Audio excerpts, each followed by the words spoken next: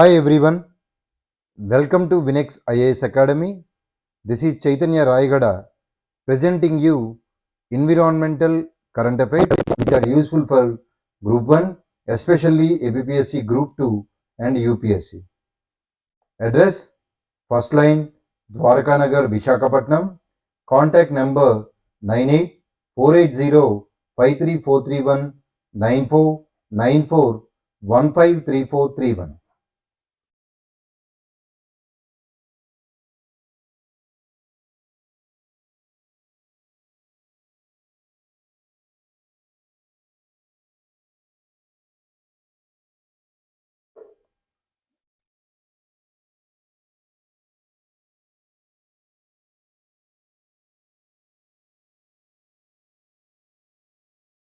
And today's topics are, today we are going to deal with air pollution. In air pollution, the first topic is emission norms for coal-based thermal power plants, and the second one, Swachha Vayu Sarvekshan, and the third one, National Water Awards, and the fourth one, Water Quality Standards, and the third one, Jal Diwali, Women for Water and Water for Women campaign. E-Waste Management Amendment Rules 2024 and Barton Bank. So the first one, emission norms for coal-based thermal power plants. So why it is in the news? Only 77 coal-based electricity generation units have installed FGD or CFBC, which is less than 8% of the total coal-based electricity generation capacity. So ఇండియాలో ఉన్న అన్ని thermal power ప్లాంట్స్లో only 77 coal based thermal power plants మాత్రమే FGD అంటే flu gas డీసల్ఫ్యురేషన్ లేదా circulating fluidized bed combustion అనే టెక్నాలజీని install చేసాయంట. ఈ ఎఫ్జిడి ఫ్లూ గ్యాస్ డీసల్ఫరైజేషన్ పేరులోనే ఉంది చూడండి. డీసల్ఫరైజేషన్ లేదా సర్క్యులేటింగ్ ఫ్లూయిడైజ్డ్ బెడ్ కంబషన్ అనేవి ఈ రెండు కూడా మనకి మెయిన్ సల్ఫర్ డయాక్సైడ్ SO2 యొక్క ఎమిషన్స్ని తగ్గించడానికి యూజ్ అవుతాయి అన్నమాట. ఓకేనండి, రైట్. Next one. సో అసలు ఏంటి థర్మల్ పవర్ ప్లాంట్స్కి సంబంధించి అసలు ఏమేమి నార్మ్స్ ఉన్నాయి అని కనుక మనం ఒకసారి అబ్జర్వ్ చేస్తే, environmental emission standards for controlling sulphur dioxide, nitrous oxides and mercury emissions from coal based thermal power plants అనేవి మెయిన్ మనకి నార్మ్స్ కింద పెట్టుకున్నారు. ఏవైతే మనకి ఎమిషన్స్ ఉంటాయో SO2 కానీ నైట్రస్ ఆక్సైడ్ కానీ mercury emissions coal based thermal power ప్లాంట్స్కి కంట్రోలింగ్ ఎమిషన్స్ చేయబోతున్నారు. తర్వాత ఈ ఎమిషన్ స్టాండర్డ్స్ని ఫస్ట్ టైం థర్మల్ పవర్ ప్లాంట్స్కి 2015లో ఇంట్రడ్యూస్ చేశారు. 2015లో it was introduced by ministry of environment, forest and climate change వాళ్ళు దీన్ని ఇంట్రడ్యూస్ చేశారు under the environmental protection act 1986. Under the environmental protection act 1986లో దీన్ని ఇంట్రడ్యూస్ చేయడం జరిగింది. సో అయితే ఈ టైమ్ లైన్స్ని ఈ కోల్ బేస్డ్ పవర్ ప్లాంట్స్కి ఎక్స్టెండ్ చేశారనమాట ఈ ఎమిషన్ స్టాండర్డ్స్కి సంబంధించి. దానికి సంబంధించి టేబుల్ నేను మీకు ఇక్కడ ప్రొవైడ్ చేశాను. మొత్తం మనకి ఉన్న థర్మల్ పవర్ ప్లాంట్స్ని మనకి 3 కేటగిరీస్ కింద డివైడ్ చేశారు. Category A, category B and category C. Category A ఏంటి అంటే ఢిల్లీ, నేషనల్ క్యాపిటల్ టెరిటరీ కానీ ఎక్కడైతే పాపులేషన్ సిటీస్ 10 lakhs పైన ఉంటుందో వాటికి 10 కిలోమీటర్ రేడియస్లో ఉండే పవర్ ప్లాంట్స్, థర్మల్ పవర్ ప్లాంట్స్ని కేటగిరీ ఏలో పెట్టారు. వాటి యొక్క టైం లైన్, ఈ ఎమిషన్ స్టాండర్డ్స్ యొక్క టైం లైన్ని December 31st, 2022 నుంచి December 31st, 2024కి ఎక్స్టెండ్ చేశారు. తర్వాత కేటగిరీ బి. కేటగిరీ బి ఏంటి అంటే 10 kilometre radius of critically polluted areas or non attainment cities. అంటే ఫర్ ఎగ్జాంపుల్ ఏవైతే క్రిటికల్గా పొల్యూట్ అయిన ఏరియాస్ ఉన్నాయో లేదా national ambient air quality standards ఏవైతే ఉన్నాయో వాటికి 10 కిలోమీటర్ రేడియస్ దూరంలో ఏవైతే పవర్ ప్లాంట్స్ ఉంటాయో వాటికి సంబంధించిన పవర్ ప్లాంట్స్ అన్నిటిని కూడా కేటగిరీ బిలో పెట్టారు. ఈ కేటగిరీ బిలో పెట్టిన వాటికి టైం లైన్ ఏంటి అంటే December 31st, 2023 నుంచి వాటిని December 31st, 2025కి ఇంక్రీజ్ చేశారు. ఇవి కాకుండా ఇంకేమైనా పవర్ ప్లాంట్స్ ఉంటే ఆ పవర్ ప్లాంట్స్ అన్నిటినీ కూడా కేటగిరీ సిలో ఇంక్లూడ్ చేశారనమాట. సో December 31st, 2024 నుంచి దీన్ని December 31st, 2026కి ఇంక్రీజ్ చేశారు. అయితే ఈ పవర్ ప్లాంట్ యూనిట్స్ అనేవి కంపల్సరీ ఏంటి అంటే వీటికి ఏవైతే 2027 లోపల క్లోజ్ అయిపోతున్నాయో, షట్ డౌన్ చేస్తున్నారో ఆ పవర్ ప్లాంట్స్కి ఈ స్పెసిఫైడ్ ఎమిషన్ నార్మ్స్ ఒబే చేయాల్సినగా లేదా ఫాలో అవ్వాల్సిన అవకాశం కాదు, అవసరం లేదండి. There is no necessity. The power plant units declared to retire before December 31st, 2017 will not be required to meet the specified norms for sulfur dioxide. తర్వాత use of బెనిఫిషియేటెడ్ coal. So ఈ బెనిఫిషియేటెడ్ coal యొక్క use ఏంటి అని కనుక మనం ఒకసారి చూస్తే fly ash జనరేషన్ని minimise చేస్తుంది అనమాట. సో అసలు బెనిఫిషియేటెడ్ కోల్ బెనిఫిషియేషన్ అంటే ఏంటి అంటే ఫ్లై యాష్ జనరేట్ అవుతుంది కదా థర్మల్ పవర్ ప్లాంట్స్లో, ఈ ఫ్లై యాష్ని అది మినిమైజ్ చేస్తుందండి. ఓకే, అయితే ఇక్కడ అసలు కోల్ బెనిఫిషియేషన్ అంటే ఏంటి అనేది కనుక మనం ఒకసారి అబ్జర్వ్ చేస్తే process through which combustion attribute of the coal is enhanced by separating the inorganic impurities from the రా కోల్. అంటే ఏదైతే ముడి బొగ్గు ఉంటుందో ఆ బొగ్గు నుంచి ఇనార్గానిక్ ఇంప్యూరిటీస్ని సపరేట్ చేయడాన్ని మనం కోల్ బెనిఫిషియేషన్ అంటామన్నమాట. ఓకే, సో అయితే each thermal power plants generating station should achieve 100% utilisation of total ash generated at plant. Okay, so ఒక థర్మల్ పవర్ ప్లాంట్ నుంచి ఏదైతే యాష్ జనరేట్ అవుతుందో ఆ జనరేట్ అయిన యాష్ని 100% కంపల్సరీ కూడా యూటిలైజ్ చేసుకునేలాగా మనకి థర్మల్ పవర్ ప్లాంట్స్ని మేనేజ్ చేయబోతున్నారు అనమాట. అదొకటి గుర్తుపెట్టుకోవాలి. తర్వాత next one Swachh Vayu Survekshan. What is a Swachh Vayu Survekshan? Every year కూడా ministry of environmental, forest and climate change అనేది నేషనల్ క్లీన్ ఎయిర్ ప్రోగ్రామ్ ద్వారా మనకి స్వచ్ఛ వాయు సర్వేక్షణ్ని కండక్ట్ చేస్తుంది అనమాట. So it is an initiative by ministry of environment, forest and climate change under national clean air programme. So Swachh Vayu Survekshan 2023 awards అనేవి announce చేశారు. Okay, so ఎవరు announce చేస్తారు, ఎవరు ఇనిషియేటివ్ అనేది నేను మీకు ఈ స్లైడ్లో ప్రొవైడ్ చేశాను. అసలు స్వచ్ఛ వాయు సర్వేక్షణ యొక్క ఆబ్జెక్టివ్స్ ఏంటి అంటే to create awareness among all sections of the society. అన్ని సొసైటీలో ఉన్న సెక్షన్స్ అందరిలో కూడా అవేర్నెస్ క్రియేట్ చేయటం. తర్వాత ఏదైతే మనకి హెల్త్ ఇంపాక్ట్స్ ఉంటాయో ఆ హెల్త్ ఇంపాక్ట్స్ గురించి సిటిజన్స్కి ఇన్ఫర్మేషన్ ఇవ్వడం. ఆ తర్వాత comparing air quality conditions. So different లొకేషన్స్లో ఎయిర్ క్వాలిటీ కండిషన్స్ ఎలా ఉంటాయో వాటిని కంపేర్ చేయడం కూడా స్వచ్ఛ వాయు సర్వేక్షణలో భాగంగా చెప్తాము. సో ఒకసారి చూడండి, అవేర్నెస్ ఇవ్వాలి, సిటిజన్స్కి ఎయిర్ పొల్యూషన్ వల్ల ఇంపాక్ట్ ఏంటో చెప్పాలి. అంతేకాకుండా డిఫరెంట్ లొకేషన్స్లో, సిటీస్లో ఎయిర్ క్వాలిటీ కండిషన్స్ని కంపేర్ చేయాలి. తర్వాత to achieve national clean air programme goal clean air for all. So national clean air programme goal ఏంటి అంటే క్లీన్ ఎయిర్ ఫర్ ఆల్ అన్నమాట. Clean air for all. Okay, so ఈ మొత్తం ప్రజలందరికీ కూడా స్వచ్ఛమైన వాయువుని అందించడమే మనకి నేషనల్ క్లీన్ ఎయిర్ ప్రోగ్రామ్ యొక్క మెయిన్ ఎయిమ్ అనమాట.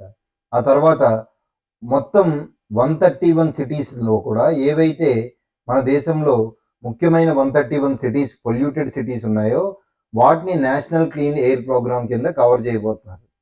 సో ఏంటంటే all 131 cities covered under the National Clean Air Program are required to do the self-assessment as per the framework provided on the PRANA online portal. PRANA online portal ఏదైతే ఉందో అదొక dashboard అనమాట. National clean air ప్రోగ్రామ్కి సంబంధించి ప్రోగ్రెస్ని ఆ డాష్బోర్డ్లో capture చేస్తారు. ఆ ప్రాణ ఆన్లైన్ పోర్టల్లో ఈ నేషనల్ క్లీన్ ఎయిర్ ప్రోగ్రామ్కి సంబంధించి సెల్ఫ్ అసెస్మెంట్ అనేది ఎలా చేయాలో ఫ్రేమ్వర్క్ ప్రొవైడ్ చేశారంట. సో ఈ 131 సిటీస్ని కూడా 3 కేటగిరీల కింద డివైడ్ చేశాము. ఫస్ట్ కేటగిరీ ఏంటి? మిలియన్ ప్లస్ పాపులేషన్, అంటే లెస్ దాన్ 10 lakhs పాపులేషన్ ఉండాలి. సెకండ్ కేటగిరీ ఏంటి? 3 to 10 lakhs పాపులేషన్ ఉండాలి. థర్డ్ కేటగిరీ ఏంటి అంటే లెస్ దాన్ 3 lakhs పాపులేషన్ ఉండాలి. సో ఫస్ట్ కేటగిరీలో, సెకండ్ కేటగిరీలో, థర్డ్ కేటగిరీలో ఫస్ట్ ప్రైజెస్ ఇచ్చారనమాట. సో ఫస్ట్ కేటగిరీలో మధ్యప్రదేశ్లో ఉన్న ఇండోర్కి ఫస్ట్ ప్రైజ్ వచ్చింది. అలాగే సెకండ్ కేటగిరీలో అమరావతి, మన అమరావతి కాదండి, మహారాష్ట్రలో అమరావతి ఉంది. ఈ అమరావతికి సెకండ్ కేటగిరీలో 3 to 10 lakhs పాపులేషన్లో ప్రైజ్ ఇవ్వడం జరిగింది. తర్వాత థర్డ్ కేటగిరీలో హిమాచల్ ప్రదేశ్ పర్వాను, హిమాచల్ ప్రదేశ్లో ఉన్న పర్వానుకి థర్డ్ కేటగిరీలో మనకి స్వచ్ఛ వాయు సర్వేక్షణలో అవార్డు వచ్చిందనమాట. అదే కాకుండా నెక్స్ట్ థర్డ్ టాపిక్ ఏంటి అంటే ఈరోజు మనం డిస్కస్ చేయబోయేది national water awards. So president of India ఏం చేస్తున్నారు అంటే 4th నేషనల్ వాటర్ అవార్డ్స్ని మనకి 2022 4th నేషనల్ అవార్డ్స్ని ప్రెజెంట్ చేశారు రీసెంట్గా. సో దీంట్లో బెస్ట్ స్టేట్గా వాటర్ని, బెస్ట్ వాటర్ బాగా నేషనల్ వాటర్ అవార్డ్స్లో వాటర్ అవార్డు వచ్చిన స్టేట్ ఏది అంటే మధ్యప్రదేశ్. వాటర్ అవార్డు వచ్చిన డిస్ట్రిక్ట్ ఏంటి అంటే గంజాం ఇన్ ఒడిస్సా. మధ్యప్రదేశ్ రాష్ట్రానికి బెస్ట్ జాతీయ నీటి అవార్డు దక్కితే అదే జాతీయ నీటి అవార్డు దక్కిన జిల్లా గంజాం, ఒడిస్సా అనమాట. నేషనల్ వాటర్ అవార్డ్స్ 2018లో లాంచ్ చేశారు. నేషనల్ వాటర్ అవార్డ్స్ని ఎప్పుడు లాంచ్ చేశారు? 2018లో లాంచ్ చేశారు. Okay, so very very important. National water అవార్డ్స్ని ministry of environment, forest and climate change ఇవ్వదండి. నేషనల్ వాటర్ అవార్డ్స్ని మనకి department water resources and river development and Ganga reservation అనేది ఇస్తుంది. Department water resources and river development and Ganga reservations అనేది మనకి national water అవార్డ్స్ని ఇస్తుంది అనమాట. తర్వాత ఈ సెకండ్ అండ్ థర్డ్ ఎడిషన్స్ ఏంటి అంటే గివెన్ ఫర్ 2019 అండ్ 2020లో already second and third editions ఇచ్చారు. ప్రెసెంట్ ఇచ్చిన ఎడిషన్ ఎన్నో ఎడిషన్ అంటే 4th ఎడిషన్. ఇది ఎగ్జామ్కి ఇంపార్టెంట్. 2021లో అవార్డ్స్ ఇవ్వలేదండి. ఎందుకు ఇవ్వలేదంటే కోవిడ్ పాండమిక్ వల్ల ఇవ్వలేదన్నమాట. ఓకే, సో దీని మెయిన్ ఆబ్జెక్టివ్ ఏంటి అంటే to encourage various stakeholders towards adopting a holistic approach towards water resources management in the country. దేశంలో ఏవైతే నీటి వనరులు ఉన్నాయో వాటి నిర్వహణకి సమీకృత దృక్పథాన్ని రూపొందించడానికి మొత్తం వాటర్ మేనేజ్మెంట్లో ఎవరైతే భాగస్వాములు ఉంటారో వాళ్ళందరినీ ప్రోత్సహించడమే ఈ నేషనల్ వాటర్ అవార్డ్స్ యొక్క మెయిన్ థీమ్. తర్వాత water quality standards. Water quality standards ఏంటి అని కనుక మనం, ఇది నెక్స్ట్ టాపిక్ అండి. వాటర్ క్వాలిటీ స్టాండర్డ్స్ అసలు ఎందుకు న్యూస్లో ఉన్నాయి అంటే, so high level committee for రిజర్వనేషన్ of the Yamuna has noted improvements in water quality standards of Yamuna. So Yamuna రిజర్వనేషన్ కోసం ఏదైతే హై లెవెల్ కమిటీ వేశారో ఆ హై లెవెల్ కమిటీ ఏం చేసింది అంటే వాటర్ క్వాలిటీ స్టాండర్డ్స్ ఆఫ్ యమునాకి సంబంధించి ఇంప్రూవ్మెంట్స్ని నోట్ చేసింది అనమాట. అంటే ఇంప్రూవ్ అవుతుంది, యమునా నది యొక్క నీటి ప్రమాణాలు అనేవి ఇంక్రీజ్ అవుతున్నాయి అన్నమాట. So commonly used water quality standards. సరే, ఎలా ఈ నీటి ప్రామాణ్యతను కొలుస్తున్నారు అంటే commonly used water quality standards are biologically oxygen demand and chemically oxygen demand, BOD and CODs అంటాం. Biological oxygen demand and chemical oxygen demands అనేవి commonly used water quality standards అన్నమాట. అయితే మనకి ఈ రెండు ఎగ్జామ్కి చాలా important. Biological oxygen demand, chemical oxygen demand. Biological oxygen demand అంటే ఏంటి అంటే amount of dissolved oxygen needed by aerobic organisms to break down organic matter present in the water. So what is the biological oxygen demand అనేది మనకి question అడగడానికి అవకాశం ఉంది. ఏదైతే నీటిలో డిజాల్వ్డ్ ఆక్సిజన్ ఉందో అది ఎంత అవసరం అవుతుంది ఏరోబిక్ ఆర్గానిజమ్స్ కి. సో వాటర్లో ఉండే ఆర్గానిక్ మ్యాటర్ ని మనకి బ్రేక్ డౌన్ చేయడానికి ఏరోబిక్ ఆర్గానిజమ్స్ కి ఎంత డిజాల్వ్డ్ ఆక్సిజన్ అనేది అవసరం అవుతుందో దాన్నే బయలాజికల్ ఆక్సిజన్ డిమాండ్ అంటాము. Higher the biological oxygen demand, లో డిఓ అండ్ హై పొల్యూషన్. అంటే బయలాజికల్ ఆక్సిజన్ డిమాండ్ ఎక్కువ ఉంది అంటే okay, it indicates lower level of dissolved oxygen and high pollution. Okay, next one COD. So chemically oxygen demand అంటాము. Chemical oxygen demand అంటే amount of dissolved oxygen required to break down the organic material via oxidation in water. అంటే organic material ఏదైతే మనకి వాటర్లో ఉంటుందో దాన్ని oxidation ద్వారా break చేయడానికి ఎంతైతే డిజాల్వ్డ్ ఆక్సిజన్ రిక్వైర్ అవుతుందో దాన్ని కెమికల్లీ ఆక్సిజన్ డిమాండ్ అంటాం. అయితే బయలాజికల్ కెమికల్ ఆక్సిజన్ డిమాండ్ కి మెయిన్ బయలాజికల్ ఎందుకు చెప్తామంటే ఏరోబిక్ ఆర్గానిజమ్స్ కి ఎంతైతే డిజాల్వ్డ్ ఆక్సిజన్ అవసరమో అది బయలాజికల్ ఆక్సిజన్ డిమాండ్. అదే ఆక్సిడేషన్ ప్రాసెస్ ద్వారా మనకి ఎంత ఆక్సిజన్ అవసరం అవుతుందో అది కెమికల్ ఆక్సిజన్ డిమాండ్ అవుతుంది. సో ఇక్కడ ఇది ఎగ్జామ్కి స్టేట్మెంట్కి చాలా important. Value of chemical oxygen demand is always greater than biological oxygen demand. గుర్తుపెట్టుకోవాలి, కెమికల్ ఆక్సిజన్ డిమాండ్ యొక్క వాల్యూ అనేది ఎప్పుడూ కూడా బయలాజికల్ ఆక్సిజన్ డిమాండ్ వాల్యూ కన్నా ఎక్కువగా ఉంటుంది. So both higher levels of biological oxygen demand and chemical oxygen demand indicates the pollutions anamata. Next one, Jal Diwali. So Jal Diwali Women for Water, Water for Women campaign అనేది launch చేశారు. So ఈ campaign launch చేసింది ఎవరు అంటే ministry of housing and urban affairs launch this campaign under Atal mission for rejuvenation and urban transformation in partnership with National Urban Livelihood Mission. So ministry of housing and urban affairs ఏదైతే ఈ మంత్రిత్వ శాఖ ఉందో ఈ మంత్రిత్వ శాఖ మహిళల కోసం నీరు, నీటి కోసం మహిళలు అనే క్యాంపెయిన్ ని లాంచ్ చేసింది.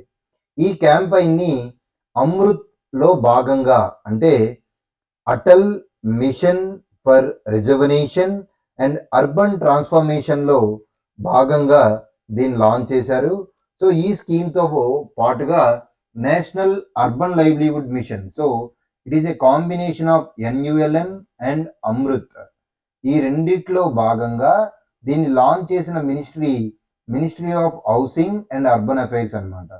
అయితే phase 1 shall witness participation from all states and UTs except for Chhattisgarh, Mizoram, Madhya Pradesh, Rajasthan and Telangana. ఇందులో అన్ని రాష్ట్రాలు కేంద్రపాలిత ప్రాంతాలు పాల్గొన్నప్పటికీ ఛత్తీస్గఢ్, మధ్యప్రదేశ్, తెలంగాణ, మిజోరాము, రాజస్థాన్ స్టేట్స్ పార్టిసిపేట్ చేయలేదు. ఇది ఇంపార్టెంట్ అండి. ఛత్తీస్గఢ్, మిజోరాం, ఓకే, మధ్యప్రదేశ్, రాజస్థాన్ అండ్ తెలంగాణ ఈ స్టేట్స్ అనేవి పార్టిసిపేట్ చేయలేదు. తర్వాత ఈ క్యాంపెయిన్ గురించి ఒకసారి చూస్తే ఈ క్యాంపెయిన్ అసలు దేనికి అంటే it AIIMS to provide a platform for inclusion of women in water governance. So water governance లో ఉమెన్ ని ఇంక్లూడ్ చేయడమే ఈ స్కీమ్ యొక్క మెయిన్ ఇంటెన్షన్ అండి. ఓకే, వాటర్ గవర్నెన్స్ లో ఉమెన్ ని ఇంక్లూడ్ చేయడం అన్నమాట. తర్వాత అమృత్ గురించి ఒకసారి మీరు చూస్తే what is an Amrit scheme? Amrit scheme is launched by ministry of housing and urban affairs in 2015 in 500 cities and towns. Okay, it is launched by Ministry of Housing and Urban Affairs in 2015 2015లో ఈ మంత్రిత్వ శాఖ 500 నగరాల్లో basic ఇన్ఫ్రాస్ట్రక్చర్ని develop చేయడానికి దీన్ని launch చేసింది. Okay, so like water supply కానీ, Storm water drainage కానీ, green spaces అని కానీ, పార్క్స్ కానీ, వీటి కోసం దీన్ని లాంచ్ చేసింది అనమాట. తర్వాత అమృత్ 2.0 అంటే second version of the scheme అనేది 2021-22 నుంచి 2025-26 మధ్యలో లాంచ్ చేశారు. సో అమృత్ 2.0 వర్షన్ ఏంటి అంటే ఫంక్షనల్ ట్యాప్స్, అన్ని హౌస్ హోల్డ్స్ కి కూడా ఫంక్షనల్ ట్యాప్స్ అనమాట. అంటే universal coverage of water supply through functional taps in all house holds అనేది మనకి అమృత్ 2.0 కిందకు వస్తుంది అనమాట. Okay, right. So next one, plastic overshoot day 2024 report. So plastic overshoot day 2024 report was released by Earth Action. Earth Action వాళ్ళు ఈ రిపోర్ట్ని release చేశారు. In 2024 global plastic overshoot day అనేది ఎప్పుడు సెలబ్రేట్ చేశారంటే సెలబ్రేట్ చేయబోతున్నారు 2024 కాబట్టి it is going to be celebrated projected on September 5th దీన్ని ఓకే లాంచ్ చేయబోతున్నారు. లాంచ్ అంటే సెలబ్రేట్ చేయబోతున్నారు. Sorry for using the launch word. Is actually global plastic overshoot day is going to occur on September 5th. But actually each country has its own plastic overshoot day. ఇది global అండి. అలా కాకుండా ప్రతి దేశానికి కూడా సపరేట్గా ఒక ప్లాస్టిక్ ఓవర్షూట్ డే ఉంటుంది. India is following on 23rd April. ఇండియాలో ఎప్పుడు సెలబ్రేట్ చేస్తారు అంటే 23rd April సెలబ్రేట్ చేస్తారు. నార్మల్లీ September 5th సెలబ్రేట్ చేస్తాము. ఇండియాలో 23rd April సెలబ్రేట్ చేస్తారండి. మీకు ఈ ప్లాస్టిక్ పొల్యూషన్ గురించి ఫర్దర్ ఇన్ఫర్మేషన్ ఏమైనా కావాలి అనుకుంటే దానికి సంబంధించిన ఇన్ఫర్మేషన్ అంతా కూడా నేను మీకు నిన్నటి లెసన్లో పీపీటీలో సెషన్లో క్లియర్గా ప్రొవైడ్ చేశాను. మీకు ఎవరికైనా కావాలనుకుంటే అది ఒకసారి రిఫర్ చేయండి. తర్వాత ఈ వేస్ట్ ఇన్ ఇండియా. సో అసలు ఈ వేస్ట్ అంటే ఏంటి అంటే it refers to all items of electrical and electronic equipment. Like electrical equipment అంటే mobiles, laptops, LED screens, LED TVs, ఇవన్నీ కూడా మనకి ఒకసారి యూజ్ చేసిన తర్వాత ఓనర్ దాన్ని డిస్కార్డ్ చేసేస్తే, ఓకే, రీయూజ్ కోసం చూడకుండా దాన్ని డిస్కార్డ్ చేసేస్తే దాన్ని మనం ఏమంటామంటే ఈ వేస్ట్ కింద చెప్తాము. ఇండియా వరల్డ్లో 3rd largest electronic waste producer అండి. ఇండియా ప్రపంచంలోనే 3వ అతిపెద్ద ఎలక్ట్రానిక్ వేస్ట్ ప్రొడ్యూసర్ అనమాట. చైనా, అమెరికా తర్వాత, USA తర్వాత India is the 3rd largest electronic waste producer అనమాట. What is impact of e waste? E waste యొక్క ఇంపాక్ట్ ఏంటి అని అడుగుతున్నారు అనమాట. ఈ వేస్ట్ ఇంపాక్ట్ ఏంటి అని కనుక మనం ఒకసారి చూస్తే హెల్త్ హజార్డ్స్ ఉండొచ్చు, ఎన్విరాన్మెంటల్ ఇంపాక్ట్ ఉండొచ్చు, సోషల్ ఇంపాక్ట్ ఉండొచ్చు. ఓకే, సో పర్యావరణం మీద ప్రభావం ఉంటుంది, ఆరోగ్యం మీద ప్రభావం ఉంటుంది, సామాజికంగా కూడా ప్రభావం చూపిస్తాయి. తర్వాత ఈ waste regulated under E waste management rules 2022. So E waste management rules 2022 ద్వారా ఈ వేస్ట్ని రెగ్యులేట్ చేస్తారండి. ఓకే, సో ఎలా రెగ్యులేట్ చేస్తామంటే, so E waste management rules అసలు ఎవరెవరికి అప్లై అవుతాయి?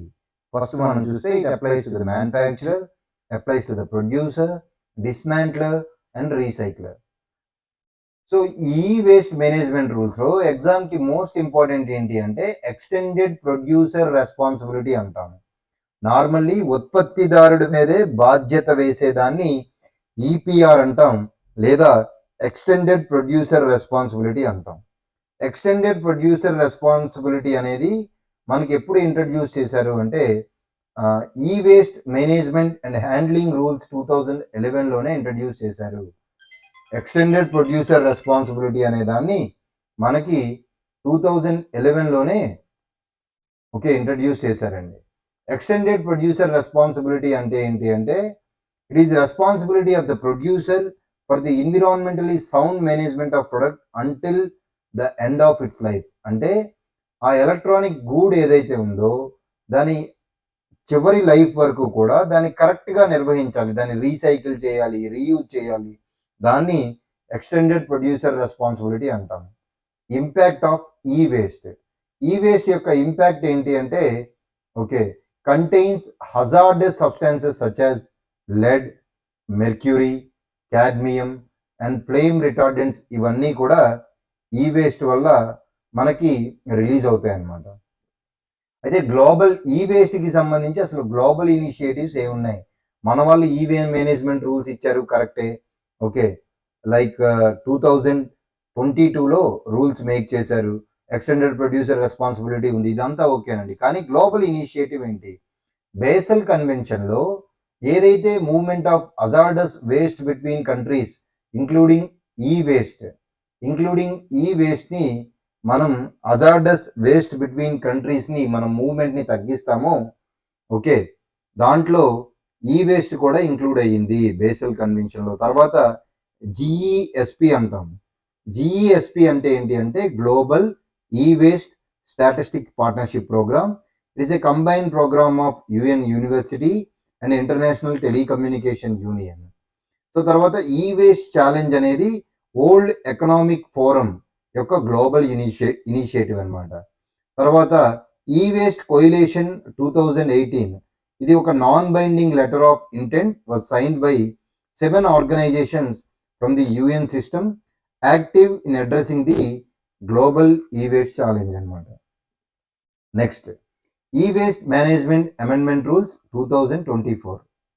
So E waste management amendment rules 2024 ఏంటి అంటే మేనేజ్మెంట్ అమెండ్మెంట్ రూల్స్ 2024 రీసెంట్గా నోటిఫై అయ్యాయండి. ఓకే రీసెంట్గా నోటిఫై అయ్యాయి. వీటిలో మెయిన్ రిపోర్ట్స్కి సంబంధించిన టైం లైన్స్ని 9 months వరకు రిలాక్స్ చేశారు. అంతేకాకుండా సెంట్రల్ గవర్నమెంట్ అనేది 1 లేదా అంతకన్నా ఎక్కువ ప్లాట్ఫామ్స్ని ఈ ఈపీఆర్ రెస్పాన్సిబిలిటీ సర్టిఫికేట్స్ కోసం ఎస్టాబ్లిష్ చేస్తుంది అనమాట.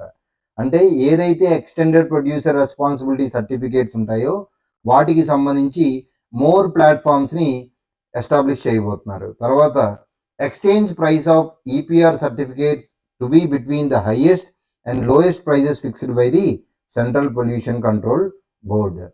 నెక్స్ట్ వన్ బర్తన్ బ్యాంక్ లేదా బర్తన్ బ్యాంక్ అంటాం. ఈ బర్తన్ బ్యాంక్ అనేది ఏంటి అంటే ఒడిస్సాలో నోపాడా డిస్ట్రిక్ట్లో ఓకే ఒక పంచాయత్లో బర్తన్ బ్యాంక్ని ఇంట్రడ్యూస్ చేశారు. ఈ బర్తన్ బ్యాంక్ని దేనికోసం ఇంట్రడ్యూస్ చేశారంటే ప్లాస్టిక్ వేస్ట్ని రెడ్యూస్ చేయడానికి ఈ బర్తన్ బ్యాంక్ని ఇంట్రడ్యూస్ చేశారు. బర్తన్ బ్యాంక్ అనేది స్టీల్ యుటెన్సిల్స్కి ఆల్టర్నేటివ్గా అంటే సింగిల్ యూజ్ ప్లాస్టిక్కి ఆల్టర్నేటివ్గా స్టీల్ యుటెన్సిల్స్ని వాడడానికి యూజ్ చేసే ఒక రిపోజిటరీ అనమాట. Bartan bank will act as a repository of steel utensils as alternatives to single use plastics during community functions and social gatherings. లో సింగిల్ యూజ్ ప్లాస్టిక్స్ బదులు స్టీల్ యుటెన్సిల్స్ని వాడడానికి ఉపయోగించే ఒక రిపోజిటరీ అనమాట. ఓకేనండి. So that's it for today. If you like Vinex IAS Academy videos, please like them, please share them, and please subscribe Vinex IAS Academy for more videos. Thank you very much.